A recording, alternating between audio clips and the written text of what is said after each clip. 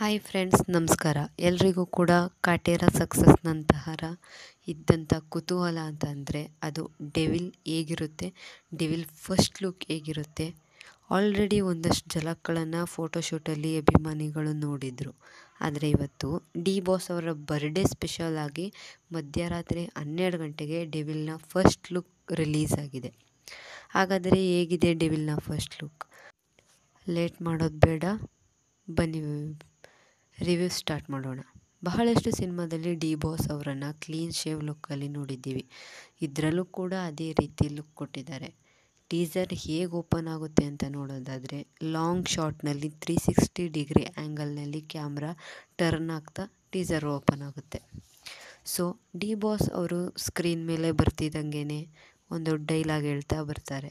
Photo ವಿಚಾರವಾಗಿ ನಮ್ಮ ಮನೆಯಲ್ಲೊಂದು ಮಗುವಿರುವುದು, photo ತೆಗೆಯಲು ಕೈಯ ಮುರಿಯುವುದು ಅಂತ. ಸೊ ಅಲ್ಲಿಂದ ಅವರು ಸ್ಟೈಲಿಶ್ ಆಗಿ ನಡ್ಕೊಂಡು ಬರ್ತಿದ್ದಂಗೆ ಕ್ಯಾಮ್ರಾ ಕೂಡ ಹಾಗೇ ರೊಟೇಟ್ ಆಗುತ್ತಾ, ನಂತರ ಅವರ ಮುಂದೆ ಕ್ಯಾಮ್ರಾಮನ್ ರೀತಿ ಇರ್ಬೋದು, ಅವರ ಕೈಯಲ್ಲಿ ಒಂದು ಕ್ಯಾಮ್ರಾ ಇದೆ ಅನಿಸುತ್ತೆ.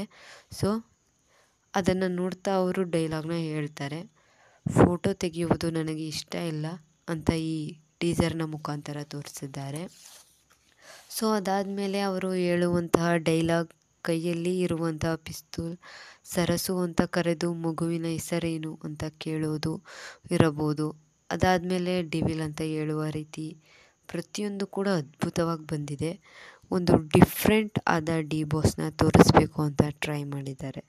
ಅದಾದಮೇಲೆ ಅವರು ಒಂದು ಚೇರ್ ಮೇಲೆ ಕೂತ್ಕೊಳ್ಳೋದು, ಅವರು ಕೂರುವಂತಹ ಗತ್ತು, ಸಿಗಾರ್ ಸೇಯೋದು ಎಲ್ಲ ನೆಕ್ಸ್ಟ್ ಲೆವೆಲ್ ಅಂತಲೇ ಅನ್ಬೋದು.